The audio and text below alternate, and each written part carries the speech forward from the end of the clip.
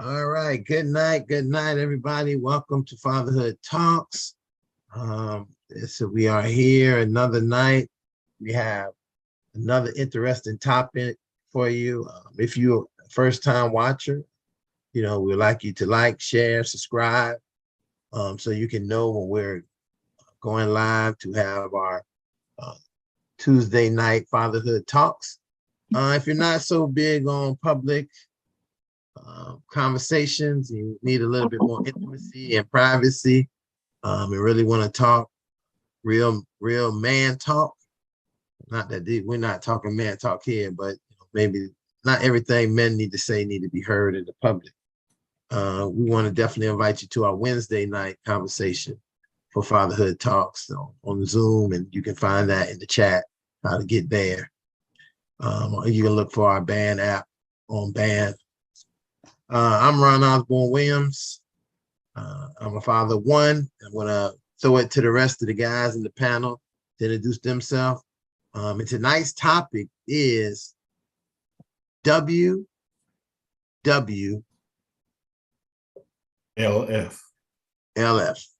And you probably say, what does that mean? What in the world does that mean?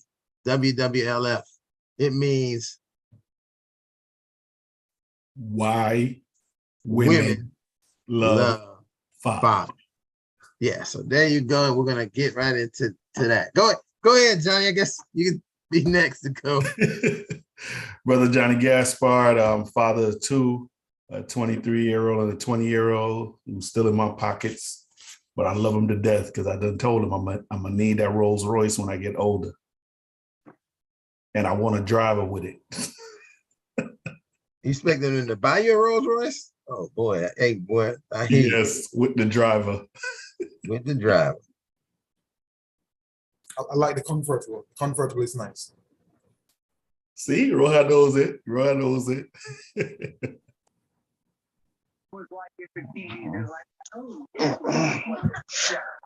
Hello, Thomas Alberry. Go ahead. I'll hold on. Go ahead. No, go ahead. Go ahead, Elder Thomas. Okay. Hello, Thomas Alberry. Married 48 years. I have 2 adult children in their 40s and 7 grandkids, 5 girls and 2 boys.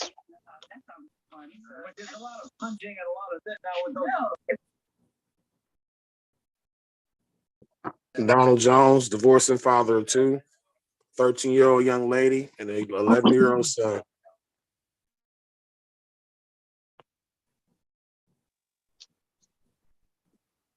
Ray Adams, 23 daughters, 15 9 sons, and a grandson 3.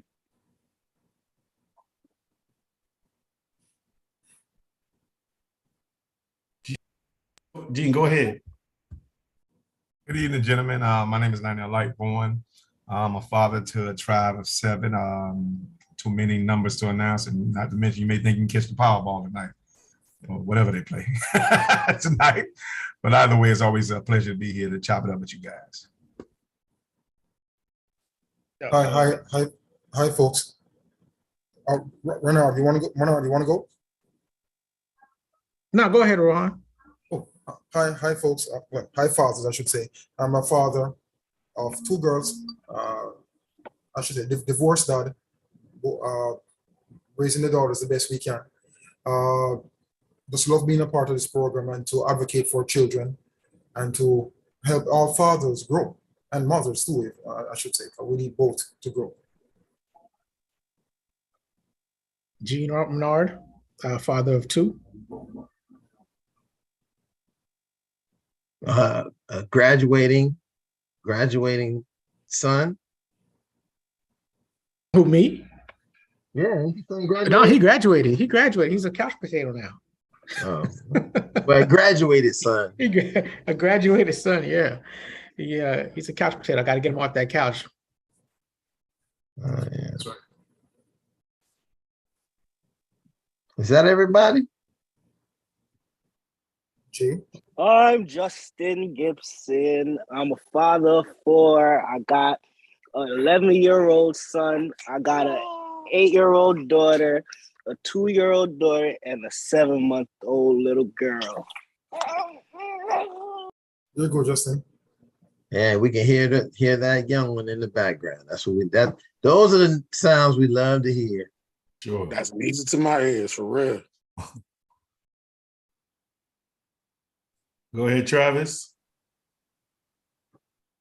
Bring your behind back here. I ain't smell you yet. Come on. I'm Travis. Got it. We got to make sure they take baths, man. Listen, I love it, T. I love it. Listen. That's what you gotta do. Travis, how old is Travis? How old are they? I got a 18, a 16, a 14, a 13. The one I'm dealing with now, 12, and I got a 9-year-old. I got 6 all in total. I agree with you. You got to listen. You have to every day ask them, did they take a bath? And then they'll tell you, yeah. They'll go in the bathroom, sitting there for like an hour. The floor will be soaking wet, and then you come out and say, hey, lift your arms up, and you smell nothing but musk. They face wet, everything wet. Yep. Mm-hmm. Yep. But their body parts not clean. I'm still trying to figure that out right now. So I have to go back and say, go take another bath. Wake them up in the morning, take another bath. Just to make sure they don't get to school smelling funky and stinky. Shoot, I have to tell them, lift up the armpits. Listen, I'm just glad he was talking to a 12-year-old. Because if he was asking an 18-year-old that, I'd have a problem. That's right. Hey, don't forget to smell behind their ears. You know they forget that too. I think that's everybody, man. That being everybody. So tonight's topic is, and I think it's really a one that is going to be almost kind of one-sided because we don't really we can only speak to this. And I'm saying this because I was in a conversation last night, and I've been in a couple conversations where sometimes we take the liberty to speak for other people and what their perspective of things is and how they perceive it, how they see it. But the nice topic we're talking about, why women love fathers. And most of that conversation will be from our point of view of what we believe as fathers and as men. This is not saying this is what women want, because I keep getting this thing that we cannot speak for women. We can't even tell women what they need. Just continue to be some stuff like that. So tonight we're not planning on doing that. We're speaking in the context, so to understand why we as fathers believe women love us. And women can be our children, it can be the mothers, it can be our mothers, but why do they love fathers, and what's some of those pluses and minuses of that love? So tonight's topic is, why do women love fathers? Anybody want to jump out there first with that, just off the top of their head, why? Our selflessness towards our children, specifically when there are so many so-called quote-unquote deadbeats around.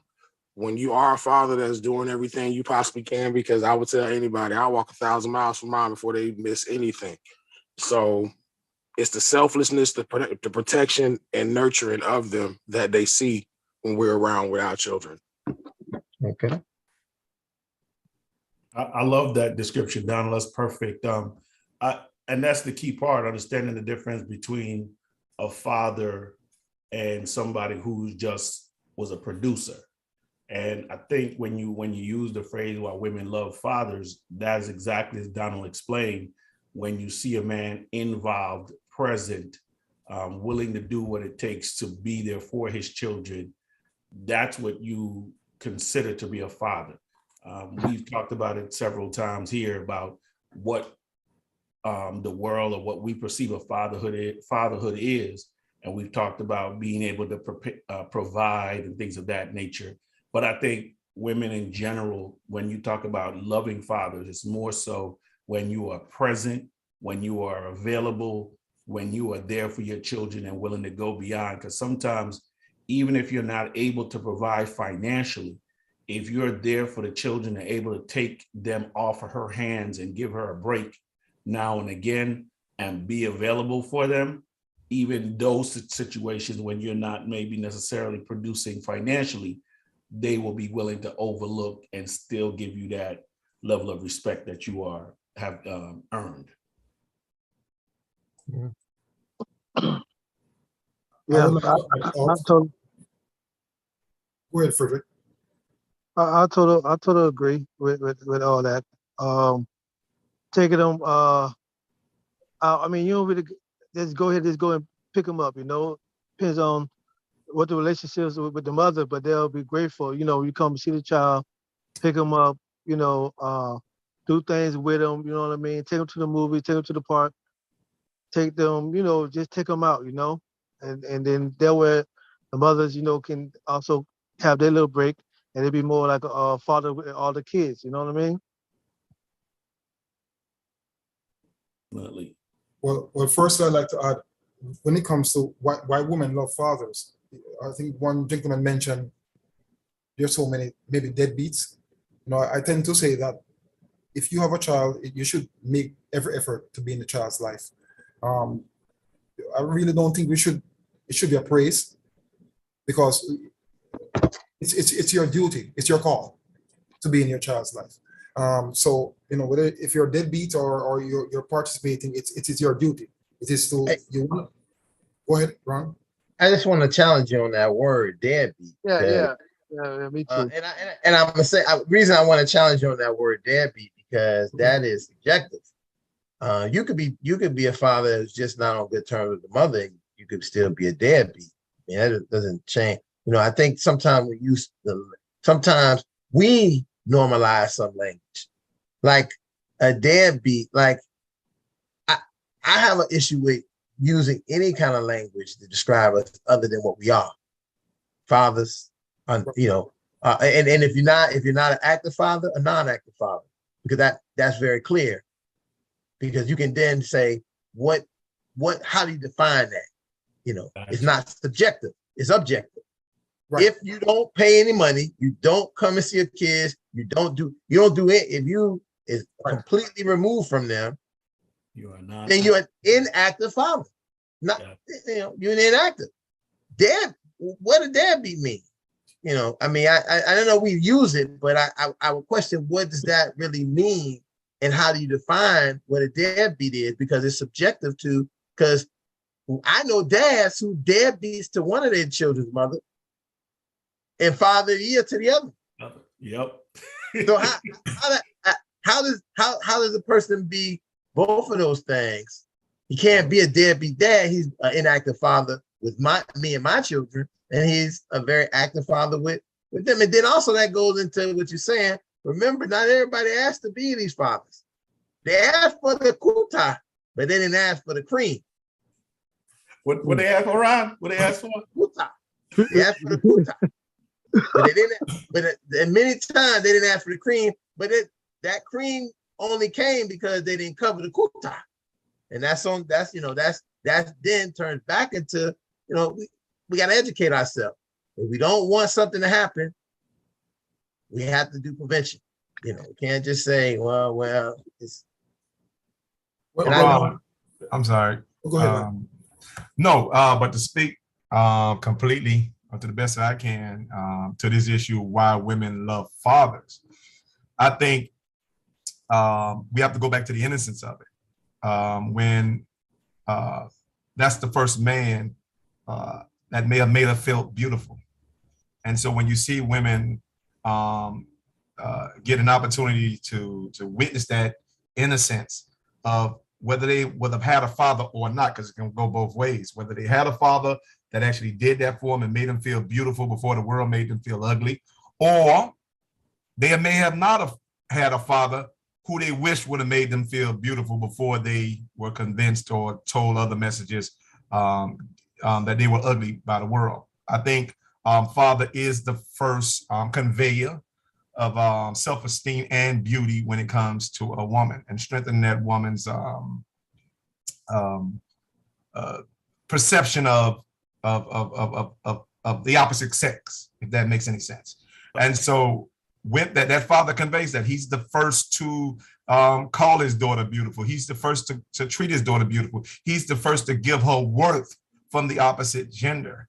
And so because of that, this is why when a woman witnessed that, and guess what? She may hate your guts, but she will thank God that her daughter have a father like you. And so you got to understand, women are very wise creatures. And so if they can appreciate you on one front, they can damn sure you will become priceless rather on another front. And so our interactions with our daughter is so instinctive with us. It's so innocent for us as well as men. And because we do everything in our power to protect them from who we were most of the times and protect them from that particular predatory behavior. And so it's so many different dynamics that we're going to be able to discuss tonight that's going to reveal itself when it comes to a man perspective on this particular topic, even though I think women can answer this just as effectively for themselves. Man, Professor Lightburn. Man, always, man. Thank you, man, for dropping the knowledge, man. Thank you. That's right. Yeah, appreciate it. So, I want to take it to the perspective of, I think the reason why women love fathers, and it plays into what Lightbone was saying, because it's a side of a man that they rarely get to see. It's a breakaway from what they believe the narrative is when it comes to the father or the Black father, so to speak, who's always deemed to be absent. So when they see one that's there and present, and it doesn't have to be someone that they actually know. It could be a stranger walking with the baby, carrying the baby and just taking them around the store. That's something that they admire. That's something that they want, that's something that they want to just, even, I've been myself carrying my child in the store. I've been stopped and said, oh my God, you must be a great father. All by that little action of spending time with the child and just doing everyday things. And so when you see something that's out of what you believe is the norm, you love it, so to speak. That's something that you wish was more of. That's what that you want to cherish, that you just want to keep next to you. You see what I'm saying? Definitely. Interesting. LJ, you want to drop your knowledge? I was just about to call his name as well. Oh man, sorry for first of all showing up late, gentlemen. As far as daughters and fathers are concerned, I feel like in my own experience in raising my daughter, it's how, first of all, a man feels about a woman, first of all, and how he feels about a woman will normally determine how he's going to treat even his daughter. I know with if you come with a sense of respect and dignity and just trying to do the right thing by women, that your daughters will actually just take you to a deeper vein, and that because that's like flesh of your flesh, blood of your blood. So you're going to treat her more, even better than you would treat yourself in most cases, and you would do more for them than you would do for yourself. So and I think that the daughters in turn, when they feel that, they really appreciate the fact that someone is doing that for them, and it's just making them feel special. And that's what it's really all about, that, especially for women, is feeling special, because that's really, you take like weddings, that's what they're all about. Just that's your day. I want to feel special and everyone is looking at you on that day. And I think that starts from early with the father's love. So let me say this real quick. Somebody just texted me an answer. I guess they're watching it, they didn't want to put it, but they sent me an answer to this, what we're talking about. And they said that, he said, women love fathers because another woman has put in the work to verify that that man was worth having a baby from him, like a pre-approved credit card. Yes. I'm not gonna say that part. You're right. I got you. Like a pre-approved loan. That changes the whole type of why do women love fathers. Right. That statement is why do women love fathers and want to take them from a happy home. I was just thinking about how that. But you know that. But again, that's why I love that when we have some people who chime in, and I always welcome people. Listen, put something in the chat, write comments, questions, because this is important to hear, not just us as the panel and the people here, but also to hear fathers out there and what you may be thinking and how you may see things. Because the only way we can really begin to really get a unified idea of fatherhood is from all of us having input, or else we become like a zealots. We have a zealot group of people who then force our belief of fatherhood on everybody else, because that's what some part of what we have right now. Someone else determines fatherhood for many of us. And if we don't fit into that image, we fall into some of those words like Rohan was presenting today as a deadbeat. What? Hey, those are street words, words. I don't use the street word, Rohan. I'm just messing with you. You use whatever you want to on this conversation. We'll get it done. But yeah, well, no, I'm glad you used it because it allows us to have a conversation about it. And it's important. I think these are important facts, myths, etc., that we need to really discuss and have a conversation about. Because sometimes we leave things a lot of times unturned. We leave it right under the rock, and then next thing we know, we can't find the rock anymore because what was under it grew over the rock, and then now we don't even have. It's bigger than the rock. So I think it's something great to kind of, as much as possible, for us to touch base on some of those things and just ideas. And I don't think that anybody's right or wrong. It's just having conversation. That's what we're doing. We're just having conversation. Well, another reason I think that just hitting on this topic, why women would love fathers as well, is because they get to experience, or better yet, I'm gonna put it where men can understand it first, and then I'll explain it how women would probably convey it. For men, we say it's a matter of losing the battle but winning the war. Now, what do I mean by that? That means that a woman can see one relationship win where the other one failed, right? And so when she see the relationship between the father and the daughter, even though the man and the woman didn't make it, you understand? Yeah. And it still gives her the opportunity, and I think one of you guys said it earlier, to maybe even see where she may have failed. And not so much she had failed because the relationship failed, it takes two to fail, but I'm talking about, and when you do self-evaluation, you get to see like, well, maybe I could have handled this different. And then maybe I could have, because when she see what he is in the relationship, what he have between the daughter versus the relationship that didn't make it between him and her, you understand? That brings on a whole new psychological trauma within itself. But it also brings about a psychological appreciation as well. And with that, she would say, you know what? Losing him was losing the battle. So me and him not making it is losing the battle. But him being there for his daughter is winning the war. And that's what I mean if I wanted to bring this together to intersect for men and both for women. And so, I mean, I got so much more that's just twirling around in my head, but I'm going to omit and give it to somebody else. It's so funny you dropped that little nugget, because that's a scenario between myself and my daughter and her mom.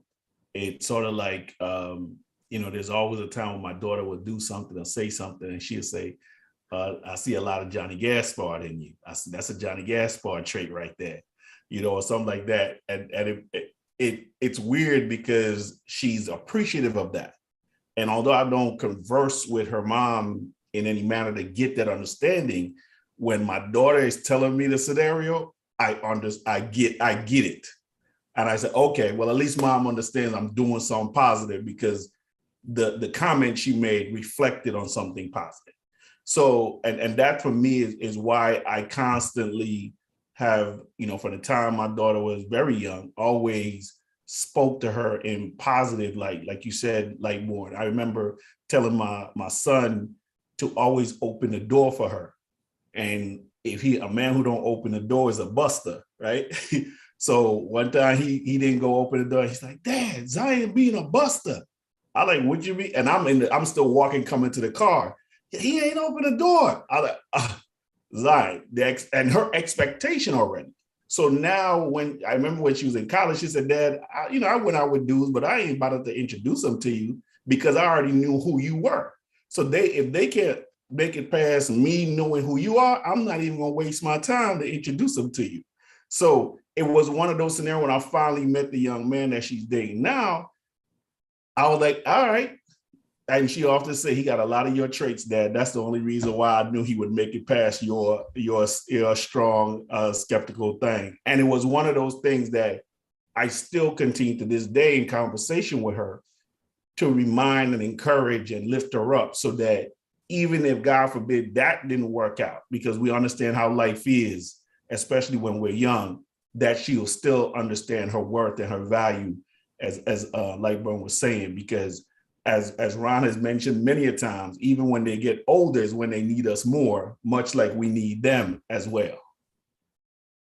And hey, Johnny, you bring up you throw that out there, and that's crucial, actually a very crucial point, that we become the models for what our children look for. So if we're not there, and I talk about this all that, when we're not there, we're not able to be there, they don't know what to look for, and they look for whatever is around them. And again, as Johnny brought up, if you're not able to be there, have plans to be ready.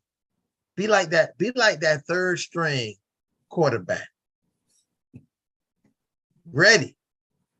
Always, because the day gonna come. And the question is, will you be ready to jump in the game? You might have been being blocked, all these things might have been happening, but that second that they say, hey, and it could be the worst thing, you could be like, whatever, drop it. You got to be ready to drop everything and be there, because it will mean so, I won't say it will completely exempt your presence not being there, but it will show something valuable that you are thinking and ready and there for them when you was able to get there.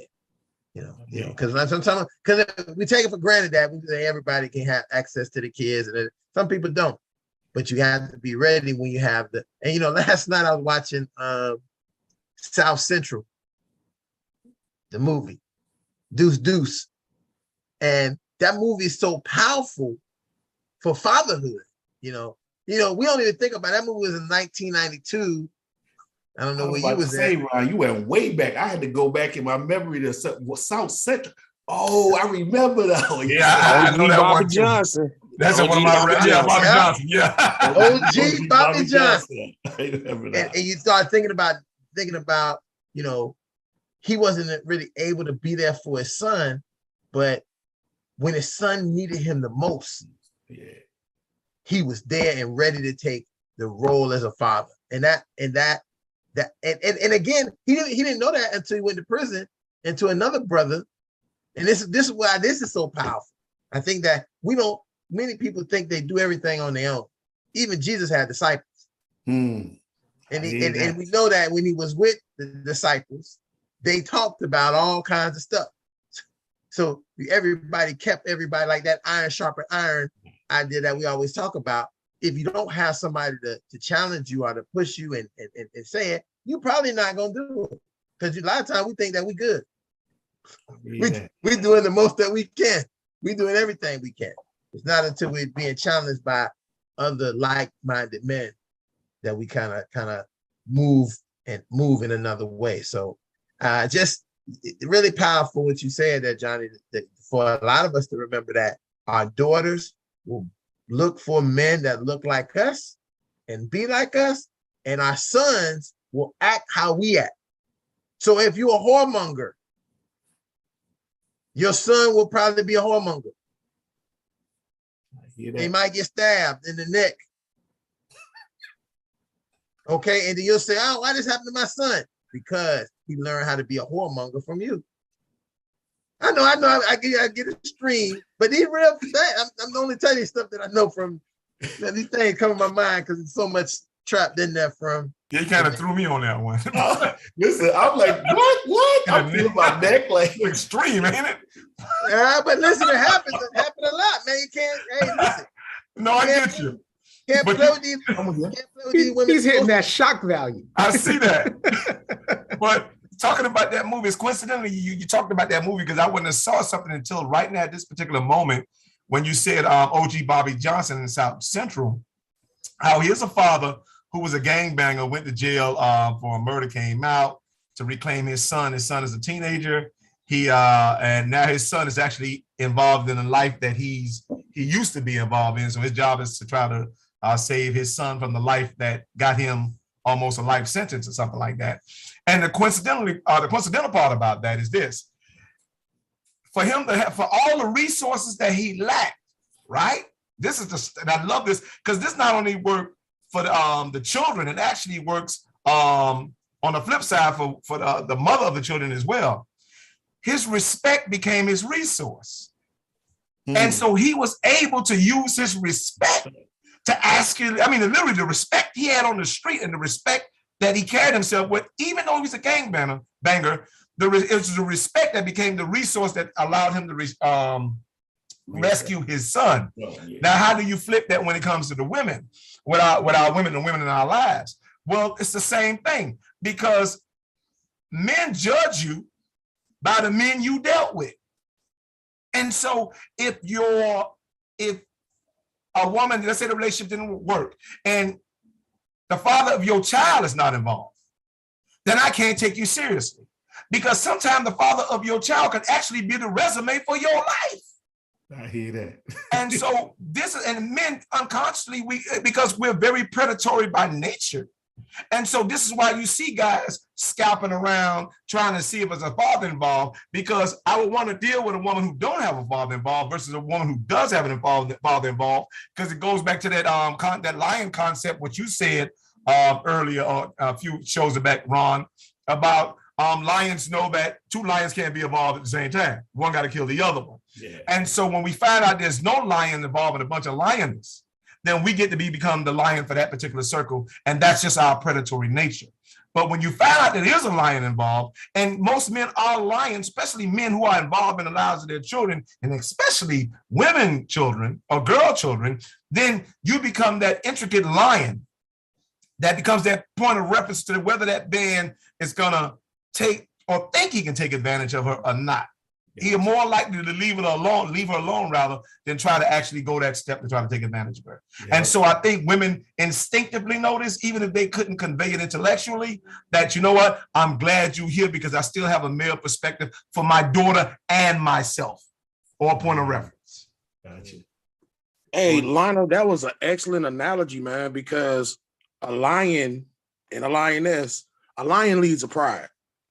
And our children are a father's pride, regardless if we have male or female children. And that was such a great analogy. I just had to interject and say that.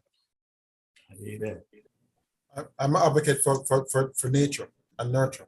So that you hit the nail on the head right there. We may be intelligent and we can do stuff, but there's just certain things that animals do and human beings do that coincide and shows exactly what you said, Lionel. So you hit it out of the park here, big time. Yeah, I agree. It leads me to that. I don't know if you guys saw that commercial. There's a commercial on TV now where there's a father raising his daughter. No mother in the picture. And it starts off with, I guess they moved to a new location, and he's trying to get her excited, and she's slow to warm up and everything. And then she goes to the fridge and he's like, who's gonna shut the fridge door? Something like that, right? That's awesome. And then when she's at school, she finds a note in her book bag saying that I'm proud of you, right? In her lunchbox. So when she goes home, she then in turn writes the dad a note and leaves it inside the fridge on a meal he's about to prep that says, I'm proud of you too.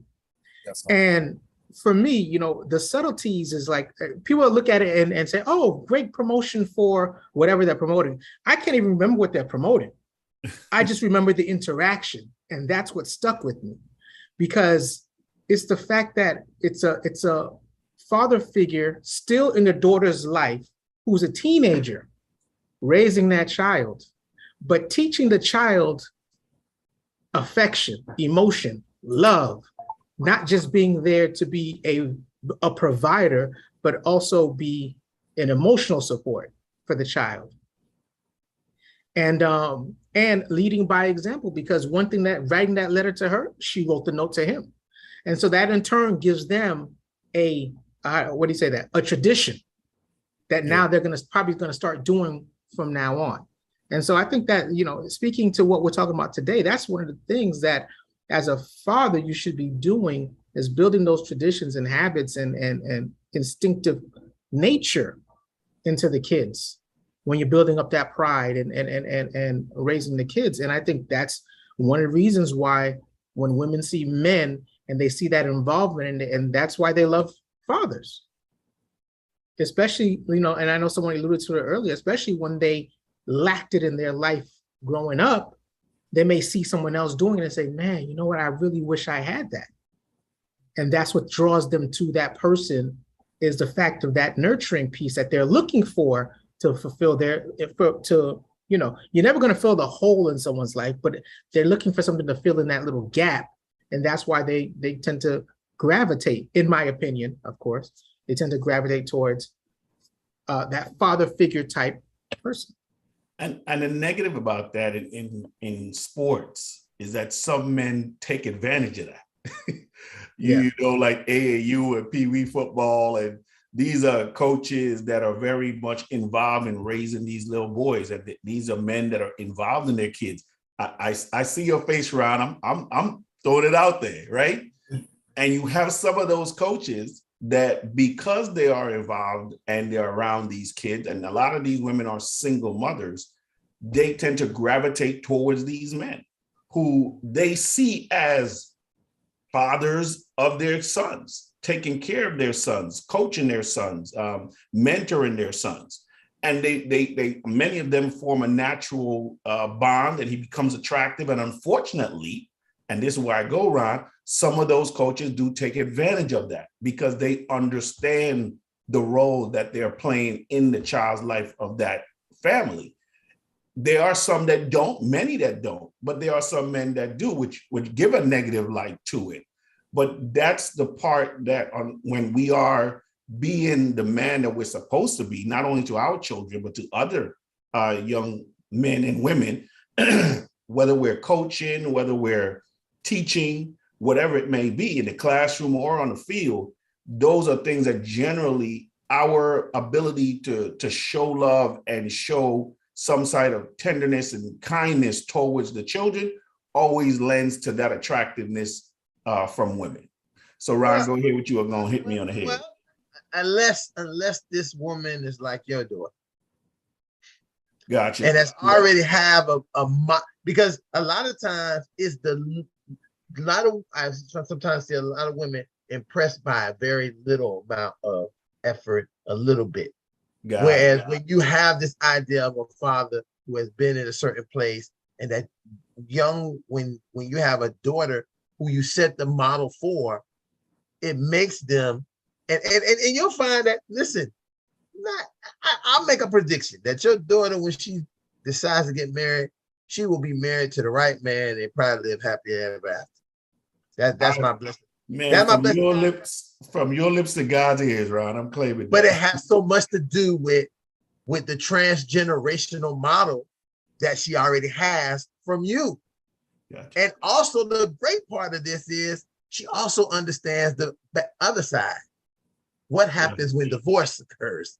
Yeah. So she can now play these roles and say, I know the kind of man I want. I know when I have to be with this man, why it has to go this way, because I know what happens if we don't see eye to eye, like my mom and dad stop seeing eye to eye, then we won't be together. So I'm going to, be proactive in the man that I find out and I become and get involved with. So, and that is, when we talk about this a lot of times, I like to always talk that everything is on the spectrum when it comes to fatherhood. We have two different ends and how all those things play out. Just depends on situationals of where we are on that spectrum. And so, you know, it just, I use this as a great example, and I use your daughter as an example because she has already shown that, hey, this is the model. So when she see a dude out there, she probably wouldn't see the dude because she probably wouldn't have a kid with somebody. Okay. So we even in those things, it's the breakdown of some of the things that may not even never happen. So should never maybe be in those type of situations. And that has a lot to do with us and our models that we present to our children. Gotcha. You know, and sometimes we don't present those models with communication and understanding of it. We just present something and kids got to figure out how they're going to work it out and do it themselves. I hear you. Okay. It's amazing you said that, Ron, because my daughter, I might as well go on the limb and say, like, my favorite daughter. So, let me say it. Oh my God! Right? Like, because everybody in the house always say it. We'll bleep that part out. Right. Please do. And so, you know, everybody knows that. I mean, she was she came here under some extreme circumstances, but you know, by the grace of God, God helped kept her here or had her here for one reason or another. To the fact that when I left the hospital, I didn't think she'd survive. So I left the hospital on my way home with no expectation for her to survive. But she did, and we're here now. That makes her my favorite daughter.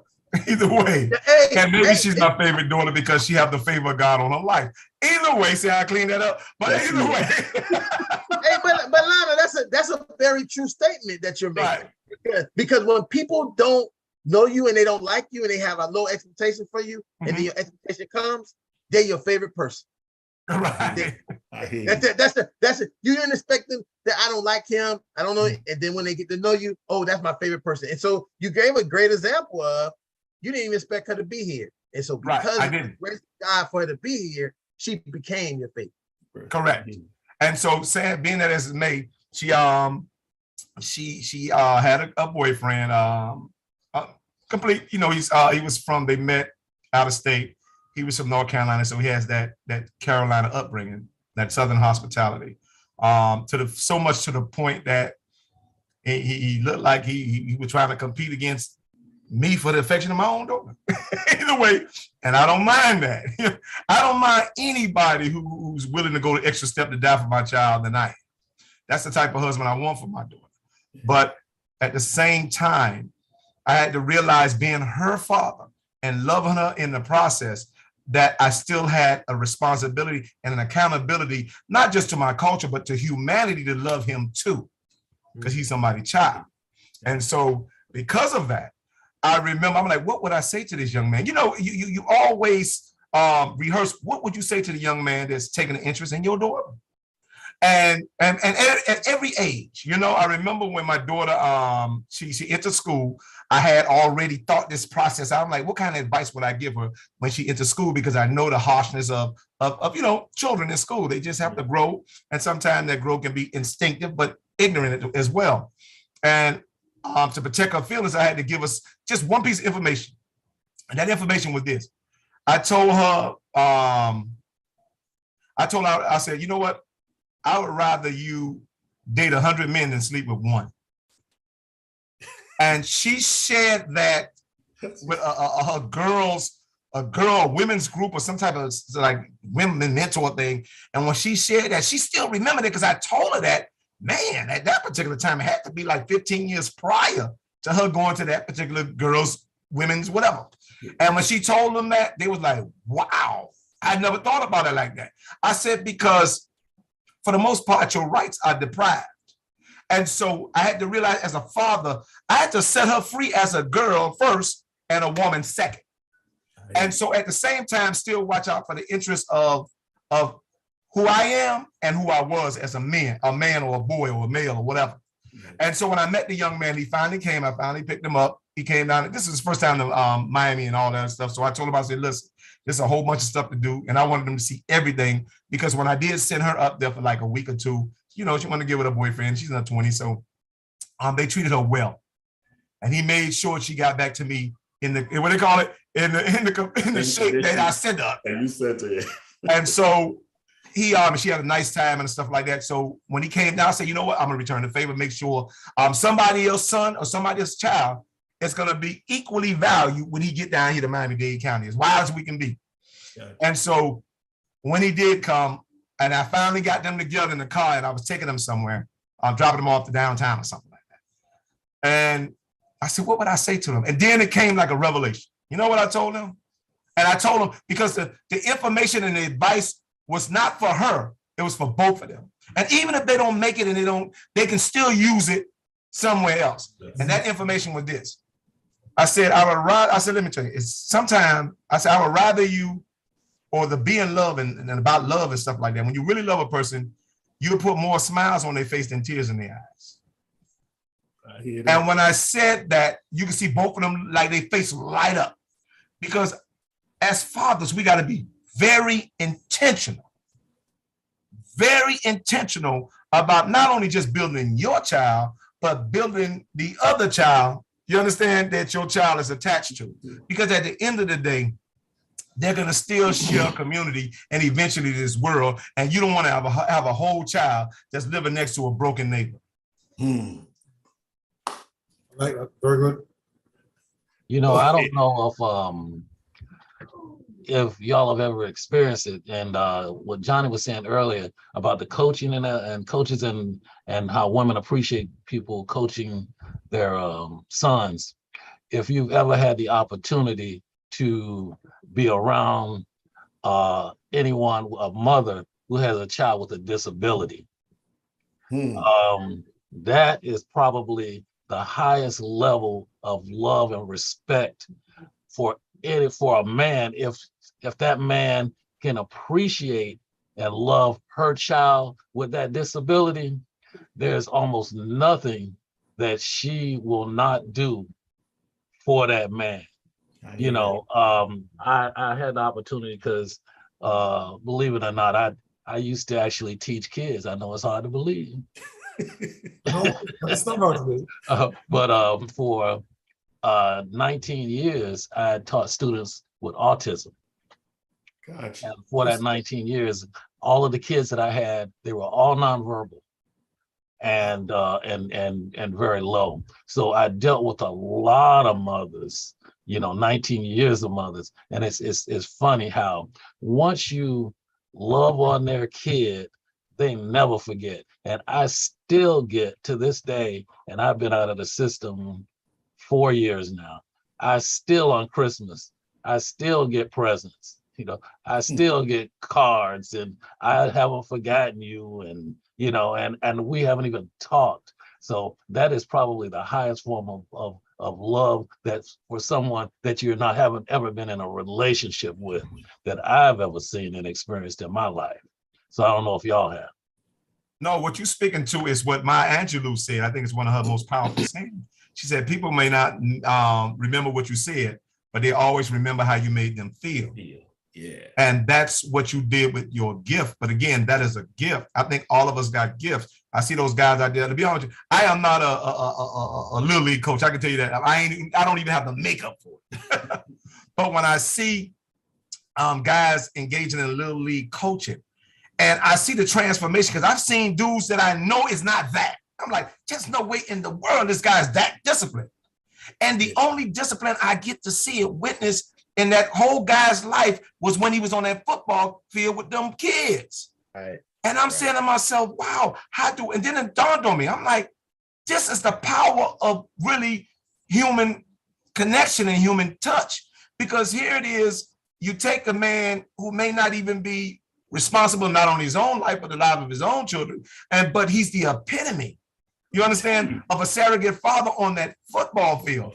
Almost like some divine spirit takes over him. And I can't really, and I be tempted, because you'll be tempted to play one against the other. Oh man, you're not this to your children, but over here you're phenomenal to these children. And the question is, how do we balance that? How do we balance the fact that he's a commodity over here, right? But a deficit over there? And so I know I'm like, listen, I think the gangster, you know, I love gangster movies. So I remember the gangster, and that same, matter of fact, coincidentally, in that same movie you talked about, Ron, there's a lot of points in that movie. In that movie, South Central, the man said you shouldn't, and this is the guy in jail who was talking to OG, Bobby Johnson. He said you shouldn't take something away from a man if you're not willing to replace it.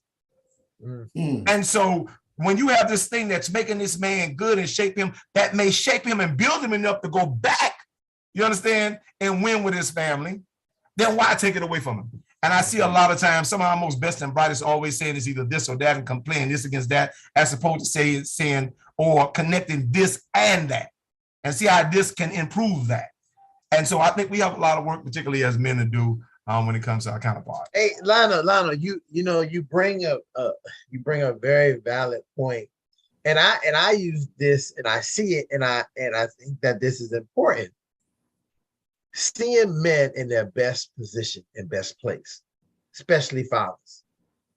You said it when you said this coach he do all this stuff for these other kids. He makes sure they this and this and that, but he doesn't do this. It seems that he doesn't do these things for his own kids. Like he's not involved, he's not in interact, this and that. And sometimes we have to, I sometimes think about, well, why would this be? And I think I remember why it is. Because they don't have control in that situation. In these situations, where they're the coach, where they're the this and they're the teacher, they have complete control over the environment. They have complete control of what happens. And a lot of times, they're not getting any resistance from the parents of that child they're working with. Where sometimes we find these fathers in their own, but then again, we know why that is. Their own mothers, their own children is a fight of everything. And sometimes I would not be willing to say that we could narrow down the reason that couples and parents who have children fight and argue and advocate and do all the things they do. We could narrow it down to one or two things because it's every individual person's perspective of what they want. But sometimes it finds it to be easier. And it's also powerful for the kid at some point. And I know people say, well, how is that? He wasn't involved with the kid. He did all this work with these other kids. He did this and he didn't do anything. But listen, that it's like a paradox almost, because this kid gets to see their father in a place where 1,000 kids love them, 1,000 people love them, and they try to figure out why they're not experiencing it. Well, and some of it has to come back to, some of it is the father's role, but some of it also is what's the reason why that didn't happen. And I say for fathers, and I say this very often, you got to be ready and prepared when your time comes to explain that. You have to lay yourself down on the cross and say, I did all this for all these other people, but I probably wanted to do it for you, but it wasn't the best that I could do because look, are you angry and mad? Do you hate? Do you fight? Do you see violence? Because these are some of the results of trying to stay and fight for relationships, stay for stuff that is not for peace. I hate it. So many men, I say this in my new slogan, silence is peace. And I say that because I'm not about to be arguing. I'm not about to go back and forth. Just be silent and I'll have peace. And you can say whatever you want. You can do whatever you want. I'll be silent and have peace. And when the time comes for me to act, I will do what needs to be done. So it's difficult. And at least shows that this father ain't nothing. He a do dead nothing person. Because we do have some who don't do nothing. They just so he's inactive, but he's active at the same time. Right. He inactive in that situation. Gotcha. In that situation. So the question is, why are you inactive in that situation? That's a conversation that you have to have with your kid. Because you can really justify and say, I'm not justified, but I would love to be able, as a father, to say, listen, I helped so many people. Why would I not want to help you, my own flesh and blood? Gotcha. But a part of it is maybe I wasn't able to help you the way that I wanted to help you. And then that also comes to maybe we gotta learn how to compromise. But compromise, you can compromise, maybe you still be in a relationship with the child's mother. But you know, in some cases, Ron, it could be that you just don't know how. I could be a coach, and I can coach these kids because I need them to do specific things. But then when the skills have to translate into parenthood, it's a different emotion that goes into coaching a kid and parenting a kid. Yeah, true that. True that. And so it's a whole different responsibility that also takes place. So when you look at that person, they're a great coach. They don't know how to translate those skills to being a great father because they think this takes a whole lot more to be a father than it does to be that coach. Because I'm only going to see those kids to direct them for 5-6 hours of the day, but I got to be a father 24/7. Good point. It's a whole other job, a whole other task, and a whole other skill set in some cases. Well, it's a level of emotional involvement, a greater level of emotional involvement. It's funny you say that because you see so many of these professional players, regardless of what sport it may be, and they would talk about a coach that became like a father figure to them, and you sit there and you say, really, like this dude was a father figure, and then they talk about the stuff outside of the game that the coach did. And that's when you pull in the father part of it, because it was stuff outside of the game that led them to be able to actually see this person as a father figure. Because as you just said, Gene, even though I'm, coaching these kids for whatever 5 hours, I can let them go back to their mama. I'm done with them after 5 hours. So I don't deal with the drama. Did you get your homework done? But some coaches do. Yeah, I mean, I could tell you, that's what I'm saying. That's the difference right there. When I go to the point where did you get your homework done? How are you doing in school? You can't play unless your grades are right. So now here I'm shifting from being coach to being father figure because I'm more concerned about your academic outcome and your improvement socially than necessarily how you do on the field or on a court. So now my level of care for you grows, at least my interpretation, my belief of that, because there's only so much that, God forbid, as I tell a lot of kids when I speak to them, if tomorrow you were to lose your leg and unable to play the game that you love so much, what would you do for a living? When I talk to a lot of college kids and I go to these things and I speak to them, that's my question to all of them. And as a father, if you're not there to show your child beyond the game what it means to live this life as a man and be able to do what is beyond the sport, then they're lost. So when we talk about why women love fathers, again, bringing it back to that, it's those moments where we are able to, outside of the sport, be available for our children, invest in our children emotionally, for them to see what it means to be a man or to be treated right by a man when it comes to our daughters and how to be their man for our sons. Just to kind of support, to come back. I see Don had dropped off, but he's still following us on the YouTube, and he put in the comment section, what makes a man a great coach is because he or they have a planned playbook on how all things will or can work out. That is so correct. I hear that. And if you want to relate that and use it as a metaphor into relationship as a father, many fathers don't have that. Yeah. They don't first have a playbook. Who they got to work the playbook out with doesn't work out the way they think it's going to work out. So they don't end up being good at coaching or at fatherhood in that capacity. Yeah. But I think that when we think of the positive of this, if you can take this same metaphor and move it, say, if you can be a great coach, you take these same characteristics, the same ideas, and bring them over into your idea of fatherhood, you'll be fantastic. There's no way you can be you ain't gonna be the Andy Reid of coaches. If you know that, that's probably a horrible thing to say, but I think being a father, it comes with different elements. So it's a balance. It's a lot to learn. And this Fatherhood Talks is a good forum to learn how to be a better father, for sure. Definitely. Rohan, I was going to ask you because you have 2 daughters, and I know you talk about trying to do a great balancing act of being available for them after divorce. How do they, or should I say, how do you continue to be a father to them despite what they had experienced with you and your wife separated, you and their mom separated? How do you continue to enforce in them that, you know, that's still a goal about finding the right man to be part of your relationship?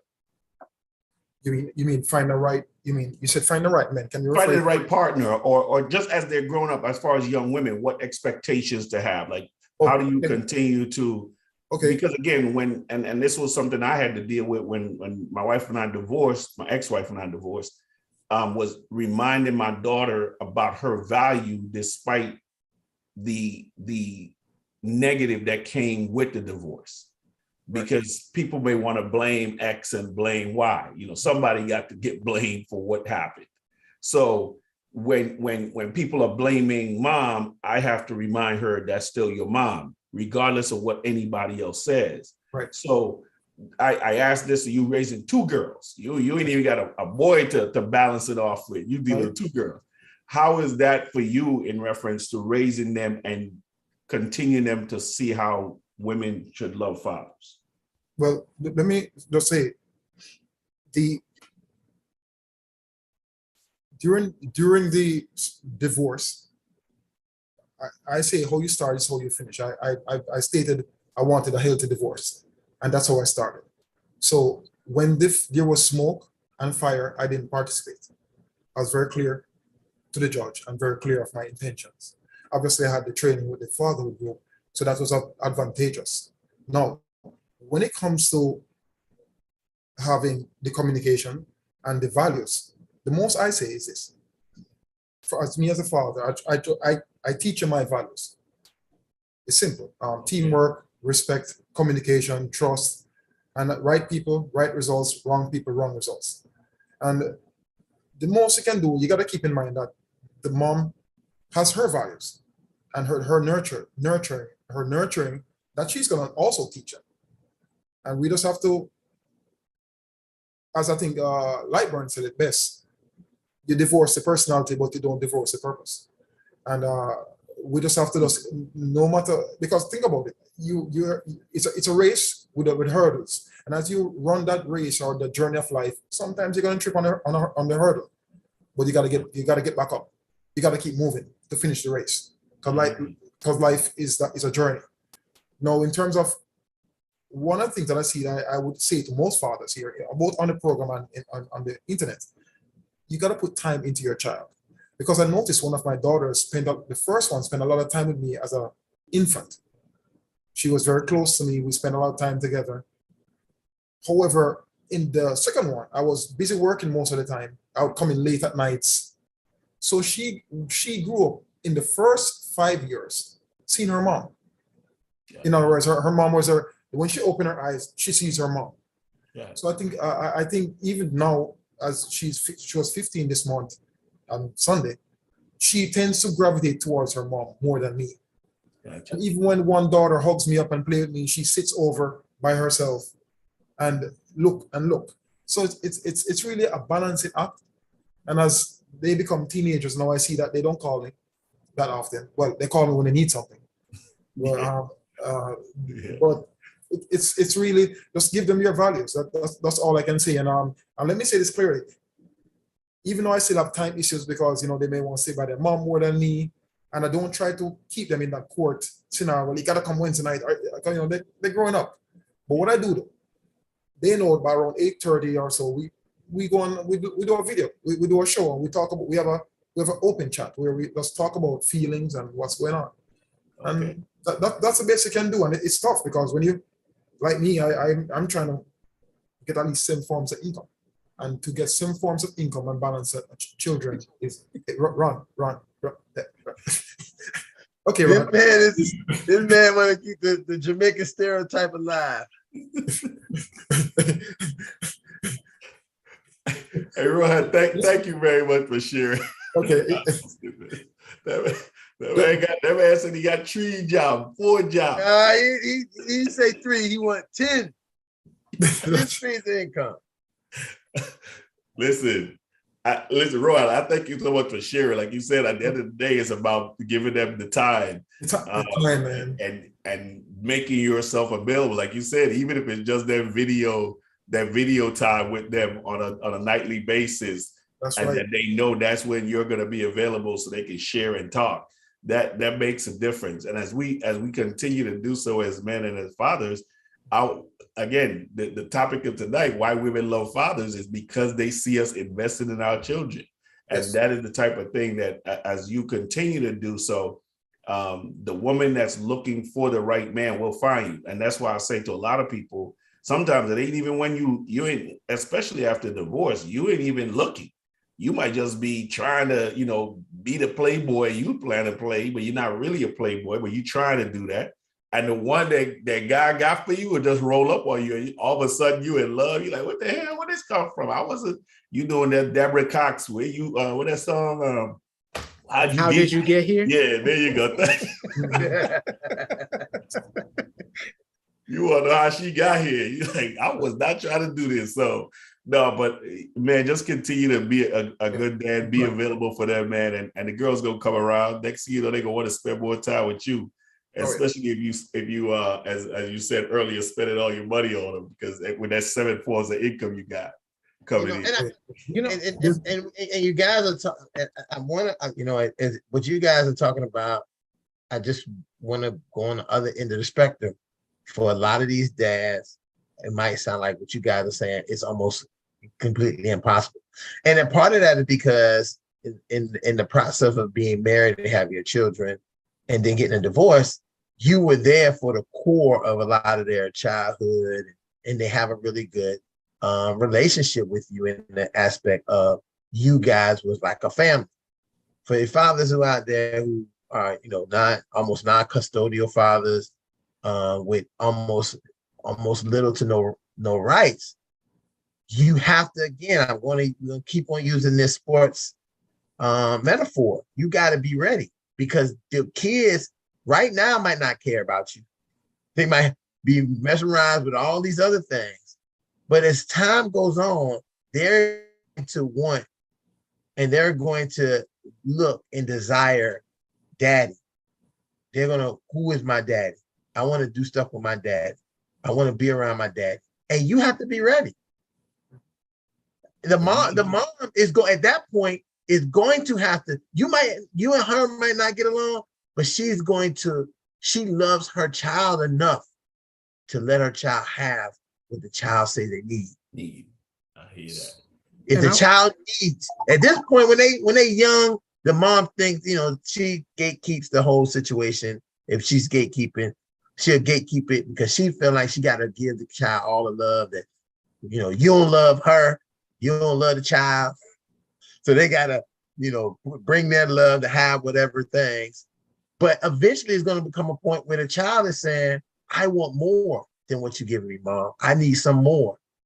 And you got to be ready, dads. If you're not ready for that moment, you're going to miss it because, yeah, you can say, you can use the excuse that, hey, your mom kept you away from me, this, that, and the other. But the child knows when they come to look for you and you don't respond or you don't do, they don't care about what happened prior. They're only knowing their experience with you. You was too busy, you had a new family, you had whatever these things is, remember that child still needs you.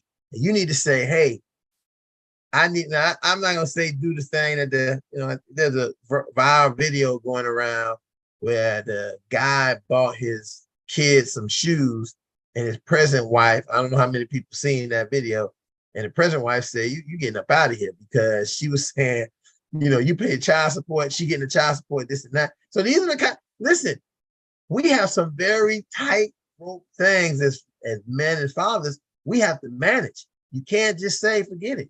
You got to be preparing and planning. If you know that you got a kid somewhere and you got them and you're not engaged and you go and say, I'm going to start my whole new life, that kid going to show back up. And you got to be preparing not only yourself, but whoever else you're getting involved with to let them know once I get the opportunity to have that involvement with my kid, I'm gonna take it. And I need you to support me on that. In that, if we're gonna even go down this road, it may, because the reality is me and you may end, but that kid will always be my kid. Yep. That's right. That's the thing I love about this sports analogy. And I'm not a sports guy, but I can tell you this from what I do know about sports. I think the only thing more powerful than a playbook are the fans. And so as a father, I think the better father you are, the better fans you will garner, because being a father is how you play the game. And guess what? And this is one thing I love about the power of the fans, because that person's career could be over 10, 20 years. It takes the fans to keep that person's career alive. Yep. And so this is how we get you Michael Jordans, etc. And so don't never underestimate the power of the fans. It's because the fans will, and that means that everybody that got to witness your fatherhood will advocate for you, and they will ride for you even when your team don't, or even when your career is over. And so you got auntie, mama saying, I don't know what you're talking about. You had a good day. You know what I'm saying? Those are your fans. Everybody that watched you, whether that kid never appreciates you, the people around that watch you would always check that kid and call that kid on. I don't know what you're talking about. You ain't got nothing but a good father. I seen him do nothing but, I see him win championships for you. You understand? And that's the type of, so you want to make that sacrifice and be that type of father and be that, or better yet, to your point, Ron, be that championship father, because that's what a championship father really is. That's right. That's right. You understand? And be that championship father come hell or high water. You understand? Come winning losses. Come whether you MVP or not. And be that father, and so the fans can advocate for you even long after you gone. That way, when that child come around and say, you know what? I had one champion of a father and I didn't appreciate it, but it doesn't take away from the fact that you still are a championship father. Two points I want to make real fast. And building off, one is building off of what Lightborn just said, because I was going to revert back to those fathers where Ronnie alluded to, that don't have that in yet, so to speak. So you're not in the game yet. You're waiting to get put into the game. Well, it's what you're doing while you're riding the bench that's gonna build you up for when you're ready to get in that game. So even if you don't have access to the child, like I remember we were having a group a while back, and someone was saying they write letters every week to the kid, even though they know the kid's not going to get it, and they just save those letters because they want that child to know that even when I wasn't there yet, I was thinking about you. Yeah. Here are the letters that I wrote to you on how I felt when everything was going on. So you got to always get yourself, like Ron's saying, get ready to be put into the game. And that's by you being present, even if you're not able to be physically present, you're mentally present, you're emotionally present, and you're ready to be there 100. Another thing I want to say but this was alluding to Lightborn now. Now, you told us a story about your daughter and the son inside the car, right? And the words of wisdom that you bestowed upon them. Now, I want this to be understood, because what you did was so powerful. A lot of times, as a male father, right? We get in front of these young men, and what do? We threaten them. Don't you hurt my daughter. If you hurt her, and we try to put some male prowess on what we're doing. We don't, as a man, as a present father, as an involved father, you never have to do that. Because trust me, one of your fans is going to be that daughter that says, if you do something to me, I'm calling my dad.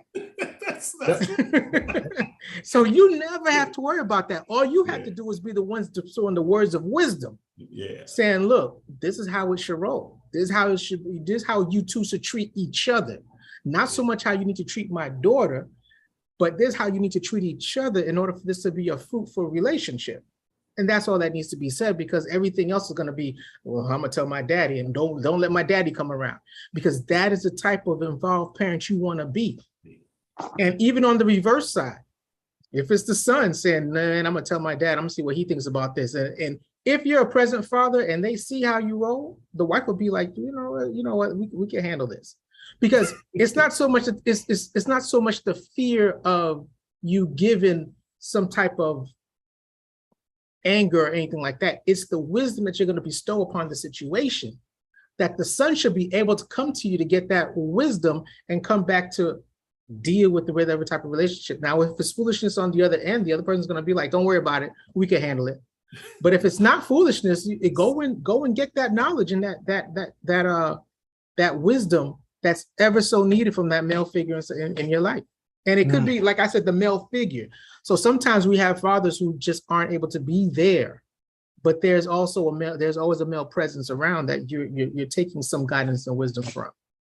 Amen. So Amen. I just wanted to make those 2 points. Yeah, Gene, because a lot of people don't think about this and don't say it, is just like girls are always looking for their dads, boys are also looking for their dads as well.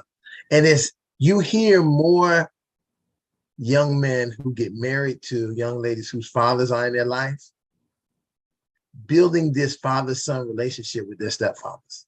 Yeah. I mean, like at the highest level, because he came to them as a model that this young man wanted to be like.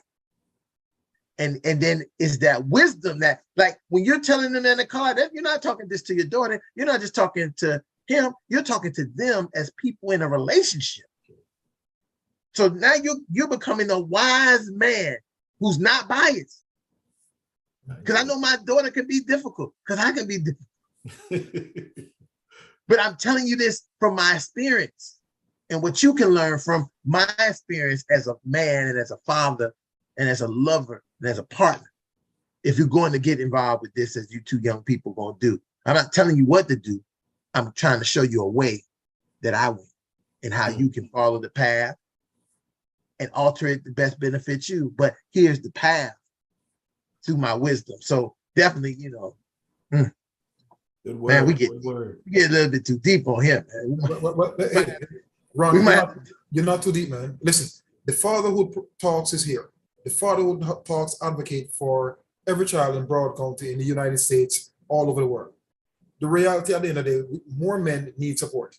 And here is a group of men who have taken their time to come together, to communicate, and to advocate for children. So, anyone out there who hears, I'll say it to Ron, I'll say it to everyone here, spread the word, because we're here. And I can tell you, if I was to ask every father here, if you could do something else, you probably would say yes. And it must be a reason why I come on this program and I see the same people, same mindset. We want the same goals. So, we may disappear and come back and go again, but for some reason, we end up back here again. And I think we just got to spread the word, because there are many fathers out there who are, as you guys see the Sun Sentinel, you see the news, you see what's going on. They are lost. They're hurting. They need that support. They need that crutch. Encouragement. Especially as a man of color, it can be very challenging. Sure. In fact, a man of any color. But we just got to support and just spread the word. That's all I can say. Sometimes when I tell fathers, they don't pay me no money, and that's fine. But we got to still spread the word. They'll say, hey, I'll hit you up, brother. Stuff like that. Hey, Ron. Right on point, Ronell. Hey, Ron. Yes. Yes. When we gonna get some placards for some handouts? When we get some what? Flyers. He The said handouts flyers. for the fatherhood program. I heard something completely different. I said placards. I know what I said. I know I heard something else. Yeah, the handout. Well, I mean, like we used to do. We can work on getting some. I mean, I think one of the things is we try to use as much as possible virtual, the virtual flyer that we have, because they can actually use the virtual flyer to actually have everything that tells them what we're doing. Especially, and the other part of it is going to the app. And I guess I don't know, maybe I need to be able to send it to everybody, send everybody the virtual flyer. And, so you can just share it with somebody. The next thing, I got to find who can do this, right? because one of the next things I want to be able to do is to set up the little reader where you do the QR code. Okay. Because, and then let people be able to scan the QR code. Everybody got cell phones, you know. So and because we're doing most of this virtual, it makes it the availability to pass it to people in a way where they could be anywhere in the world. You know, we got my man Donald right now riding the bus. He I mean, I don't know if he's home yet, but he's been listening. He's been on the call on the bus this whole time, you know. And that's the availability that we want to be able to give to the fathers, that they can get that type of availability. He actually made a comment on the page. He said the reason why Fatherhood Talks exists is because we as fathers went seeking more to make us better and more complete men. Better yet, Black men. So right on. You know, Ron, one of the searches I've heard on YouTube, and I was taken back. People actually type in how to make money. So you know, I'm like, what? Someone typing on YouTube how to make money. It's one of the biggest searches on Google too. So we can also advertise by sending through the app or through digital. Fatherhood Talks. Right, but also think about what men are searching for. They're going to search for the issues that they face, and if we can start targeting those topics, you may have to hashtag it. Oh, okay, and we may be able to get some guys coming on board here, because we know that some men they're burning at a particular time, and you know we're here to out the fire and to keep it going. You know, that's a food for thought. I just want to put that in there. I agree. I think that this particular show here, we offer more than healing. Yes, we offer healing for men, but we also offer wholeness for families. Mm-hmm. And what we discuss here does not just only benefit men, but it benefits men, women, and children as well. And that's from all walks of life, because we're all types of fathers. You know, we're married fathers, we're divorced fathers, we're single fathers, we're surrogate fathers. So we have every level or type of fatherhood represented on these discussions, and we can speak for any type of fatherhood because it represents our experiences. And so it's not limited again to men, but unlimited to families and everything that encompasses families as well. Yeah, because we got some rich fathers, we got some working class fathers, we got some trying to make it fathers. We got it all. Man. We got the full dynamics of what we would want to be able to say. I mean, we have the divorced father, we have a married father. We have a sample set of fathers here, right? That we have. And so when someone would look and say, hey, well, what's up with this, blah, blah, blah. Listen, we have a sample set. We have a sample set right here. Yeah. So we just got to get some more samples in the set. Oh, I have another topic for you guys, so I'm going to text it to you, but I think it's a topic that's going to be very vital, given the past weekend in the South Florida area. We're going to have to start talking about widowed fathers. And that's fathers who've lost the children of their mother. When I seen two young ladies, one died in a car crash and the other died crashing a car after she was shot. Both of those mothers were in their mid to late 20s, and they both left behind 2 to 3 kids apiece. And so those fathers now have to kick in ways that they may not even feel like they can. But I think we have to talk, what would it be like to be a young widowed father when you first face certain tragedies rather, and situations like what I witnessed this weekend. So those underlying topics that we're gonna have to go deep on and discuss. Yeah, definitely. There's a lot of young single fathers out there who are the primary caretaker of the child.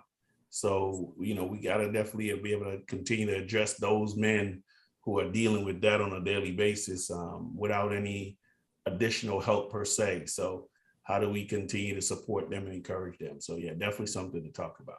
Yeah, and for me, I mean, I'm gonna probably get some slack, but the answer is not to go find another woman to help you raise these kids, because that's the first answer that people want to exactly. You Exactly. know what I'm saying? It's not about finding another woman to help you raise these kids. It's about stepping up as a father and doing the job you need to do to be there. So I hear that. I agree So with I you mentioned too it. in that. Oh, I'm But sorry. Go ahead, Elder. I was just going to say this real quick. What was said about not trying to find another woman, but also building up that relationship with your kids and with your family that surround you, so you can have that support system, building that relationship and building a support system around you, so it's not thrown on that father by himself, the widowed father. Sure. Yeah, I was also going to say that, and what I brought up earlier, what about fathers who have kids with disabilities? A lot of them don't even want those kids. They're embarrassed by those kids. They don't even want anything to do with them. What are those fathers going to do? How can, and it's hard to deal with that as a man. You know, that you got a kid, you know, and you don't really want that kid around you because you're embarrassed. You know, and you know what the embarrassment comes from, LJ? They believe the world will see a deficiency in them because of the child. Yeah. Well, sometimes listen, listen, it is. A lot of times you as parents did things. Oh, okay. And you listen, it ain't too far from the truth. You have did things and things have happened that caused the child to have these differences. Yes. You know, they ain't just, that child ain't on their own. In some instances, not all, but in some instances. Yeah, I was gonna push back a little bit on that. I was gonna do it for you, LJ. Yeah, well, listen. Ron said it all. Ron said it all. But listen, and this is the advocate for things that we have to do better if we want to have children. We can't smoke all this weed, dusted up weed, drink all this liquor, have unprotected sex, getting STDs. You can't do all those things and think that your product is going to come out healthy and clean, because they're not. Gotcha. When you go and check medically, most of the time, a lot of kids have a lot of issues because of what their parents have done with their bodies, and then try to create them. It's not there's a couple of things, some oxygen and here and there, and some scientific genetic gene, dysforming, but a lot of times it's of our own doing. And then now we don't want to be messed up with this child. You did this child. I mean, you didn't do this child, but what you did and how you carried yourself and what you did is the reason why your child sometimes can end up with some of the disabilities and some of the things. And so you need to be giving that child more than 100. You need to be giving 150% of what you can give them now. And Ron, I'm glad you brought that up, because a lot of children in Broward County, I'm speaking for Broward, are preemies. And people believe preemies, it's a preemie, it's the norm. It's not really the norm. It's a lot of things that cause a child to be born a preemie. So you're right, Ron. I support it. Health, again, health is wealth. Yeah, I'm serious. Yeah, health is wealth, because there are many things we can do to again, advocate for your child from the beginning. How you start is how you finish. Mm-hmm. The only reason I would push back, it depends. I'm going to say it depends on the disability. And when I say that, like I said, in my specific field, the only thing that was really attributed to the only factor that seemed to tie things together was that a lot of our parents were older when they had these kids. Other than that, they were more affluent. They had higher education, and it was just one of those things. And I mean, I had one family with 5 children, and 4 of them were severely autistic, nonverbal. Wow. 4 of them. And these parents didn't drink, they didn't smoke, they didn't. I mean, church level, didn't do uh, nothing. I don't Hey, know the Lord, past. I how old can't was the speak dad? for No, the no, no, no, no. How old was the dad? How old was the dad? They were. How old was the dad and how old was the mom? They were older. They were older, and when I say in their 40s. There is some truth to that. So I get what you're saying, LJ, but you are in essence supporting Ron's point when you do talk about the fact that they're older, because it could have been what lifestyle they may have had before that led. I'm not 100% agreeing. I'm not 100% agreeing. Possibly be. Yeah, I'm just saying that may have played a role. All that cocaine they were smoking in their 20s. Well, Ron, but you know what? Now this speaks to the point, because it's actually way heavy against us as well as men, and particularly as fathers. We're talking about why the courts rule more in the mother's favor for having custody than men. And this is a terrible witness against us. You understand? Particularly when you're talking about children with disabilities. And so I would have to lean to more LJ's point that, yeah, we can be conditioned better. Definitely. I agree. I definitely agree, because it is, and I think, and I'm only speaking this because I think me and LJ have the same experience in our educational work with children. I didn't have very many fathers who came. The mothers did everything for their kids. And even if the fathers were there in the home, I worked at one of the most influential schools in Broward County, had the most, and those schools that I worked at had some of the most severely disabled kids who came from two-parent homes that had multi-million-dollar houses that they lived in. But the moms did everything. I hear that. Those moms did everything. The dads wouldn't even show up to IEP meetings. Because guess what? They had to go and do the Rohan thing, get that money. I can speak to that also, because I used to work in a residential facility as an assistant administrator, and we had kids with disabilities all the way ranging from how old was their youngest? 11, going all the way up to 40, 50 was our oldest resident there. And you're right, the moms would come through, but it's because, and very few fathers came. And I think also it's because of the lack of education on the father's part. Because if I had a child who was physically developing normally, I would be scared and not know what to do. Now I have a fragile child. It's even worse for me, because what do I do with this child? And I don't even understand the disability. You see what I'm saying? And so I think that's another level that plays on it when you start talking about kids with disabilities and the interaction of the father. Because even with kids working when I was at the home visiting program, you would have fathers who would say, I don't really want to touch the kid until they're 2 because I don't want to hurt them. You see what I'm saying? And it's like, nah, you're not going to hurt the child. I mean, unless you, but learn the techniques and learn what you have to do when they're young, because you want to be there and have the child feel your presence. You know what I'm saying? 2 is not too late, but 2 is a long time to wait to interact with your child. This whole thing. I'm sorry, Gene, I didn't mean to cut you off. No, you're good. Just talking about the aspect of fathers and disabled children. What a topic that could potentially be. I don't know if any of the brothers that are online and come on regularly do have children that may have a disability, but if there is anyone, please, we'd love to hear from you about that topic so we can get into it in more detail as to your experience, and anybody else who may be looking on here on YouTube or anywhere else. Ron, see, I'm doing that part there.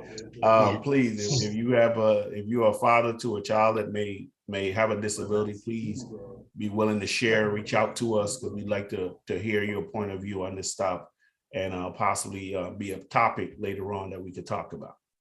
Yeah, I have one of my co-workers, a restorative therapist that I work with, and also his manager. He's a manager for. He has an autistic kid, and I can see if we do want to do that that type of topic, I probably can talk with him and see if he would come on and talk to us about it. Oh, for sure. I would agree. And there's some others that I know of. I have to check out that has other different disabilities. Okay, because it's interesting on how when you have kids in a home with disabilities, it's a heavy thing. It's a heavier thing. It's a heavier. Because your regular heavier. kids heavy too. You're right. It's heavier because yes. Sometimes, depending on the severity of the disability, you lose an income because one parent has to stay home. And, right. Like Ron was saying, usually the mom will be the one to stay home and the father's the one trying to work as many hours and losing that interaction time with that child because he's trying to carry a heavy load when it comes to making sure the bills for the kid is being paid, that's not covered by insurance. There's a lot that plays into having a disabled child within the home and the stressors that come along with it. So I can only imagine. Great topic. We definitely want to have that as another discussion. But I think, gentlemen, we are past time.